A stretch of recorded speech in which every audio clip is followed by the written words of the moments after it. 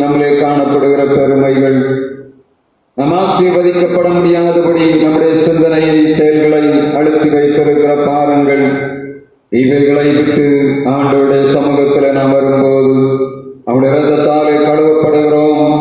அவருடைய வல்லமை நம்மை ஆளுகை செய்கிறது. இதனாலில் ஆண்டவருடைய பிரசனம் நம்மை ஆசீர்வதிக்கும்படியாக நாம் நம்முடைய இருதயங்களை தாழ்த்தி இருக்கிறோம்.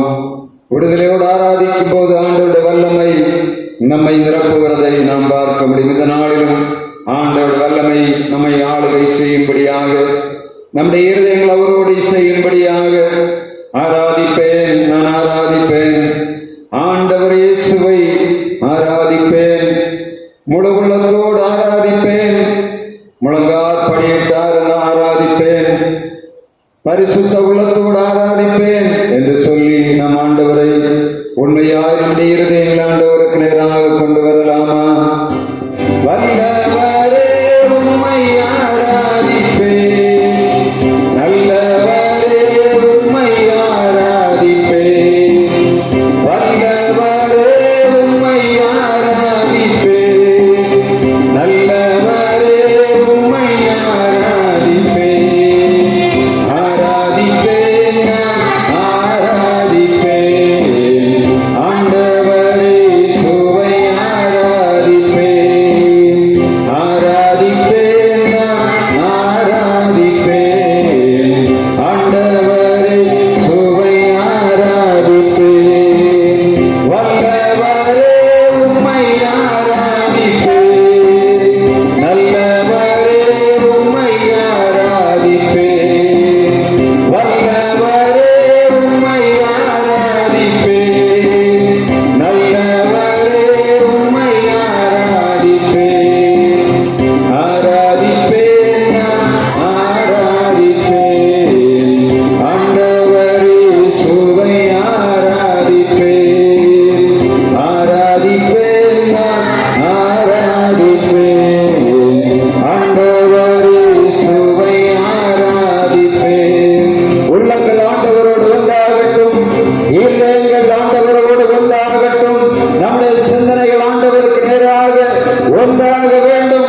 நாம் திரளான தூதர்களோடு சேர்ந்து ஆண்டவரை ஆராதித்துக் கொண்டிருக்கிறோம். நாம் தனியர்களாய், நாம் சிறகு கூட்டமாய் ஆராதித்தாலும் ஆண்டவருடைய தூதர்கள் திரளாய் ஆண்டவரை ஆராதித்துக் கொண்டிருக்கிறார்கள்.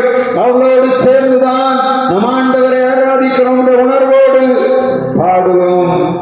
தூதர்களோடு ஆராதிப்பேன், சொத்திர பலியோடு ஆராதிப்பேன், தூதர்களோடு ஆராதிப்பேன், சொத்திர பலியோடு ஆராதிப்பேன், ஆராதிப்பேன், ஆராதிப்பேன், ஆண்டவரே சுவை ஆராதிப்பேன், ஆராதிப்பேன், ஆராதிப்பேன், ஆண்டவரே சுவை ஆராதிப்பேன். நம்முடைய ஆண்டவர் பரிசுத்தர். அவரை தொழுது கொள்ளும்போது பரிசுத்த உள்ளத்தோடு அவரை ஆராதிக்க வேண்டும் என்று ஆண்டவர் எதிர்பார்க்கிறார். பரிசுத்த உள்ளத்தோடு ஆராதிப்பேன், பணிந்து குனிந்து ஆராதிப்பேன், பரிசுத்த உள்ளத்தோடு ஆராதிப்பேன், பணிந்து குனிந்து ஆராதிப்பேன், ஆராதிப்பேன், ஆராதிப்பேன்,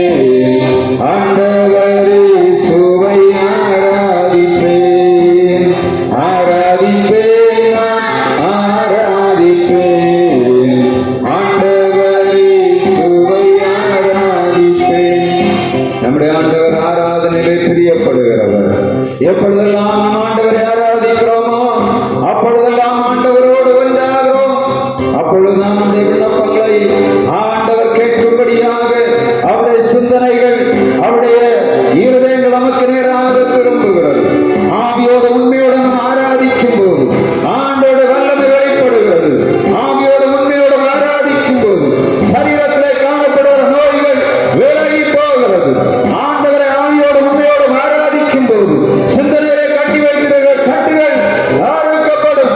கர்த்தருடைய வல்லமை அவ்வளவு நிறைந்திருக்கும் ஆராதனையிலே. ஆண்டவரை ஆராதிக்க ஆராதிக்க நாம் நம்முடைய கட்டுகள் விடுதலை ஆகிறது மாத்திரமல்ல, நம்முடைய குடும்பத்தை கட்டி வைக்கிற எல்லா விதமான பிசாசின் கட்டுகளும் விலகி ஓடுகிறதை நாம் காணப்படும். ஆவிக்குரிய கண்களினாலே ஆண்டவருடைய ஆலயத்திலிருந்து நாம் ஆராதிக்கும் போது நம்முடைய குடும்பங்களிலே இருள்கள், நம்மை சுற்றி நெருங்கியிருக்கிற போராட்டங்கள் விலகி போகிறதை நாம் நம்முடைய ஆவி கண்களினாலே உணர்ந்து கொள்ள வேண்டும். எவ்வளவு பெரிய போராட்டமானாலும் ஆவைகள் விலகி போவது நாம் நம்முடைய கண்களுக்கு முன்பாக ஆராதனையிலே ஆண்டவருடைய சமூகத்தில் பார்க்க வேண்டும். அதுதான் ஆராதனை. நம் ஆண்டவரை ஆராதிக்கும் போது கர்த்தருடைய மகிமை வெளிப்படுகிறது. நம் ஆண்டவரை ஆராதிக்கும் போது சத்துருக்கள் சிதறடிக்கப்படுவதை நாம் காண முடியும். நம் ஆண்டவரை ஆவியோடு உண்மையோடு ஆராதிக்கும் போது அவருடைய வல்லமை நம்மை ஆளுகை செய்யும். எவ்வளவு பெரிய மலைகளாக இருந்தாலும் ஆவைகளை தகர்த்து போட முடியாத வல்லமை ஆண்டவரை ஆராதிக்கும் போது நமக்கு கிடைக்கும். உண்மையிலே ஆண்டவரை நாம் ஆராதிக்கும் போது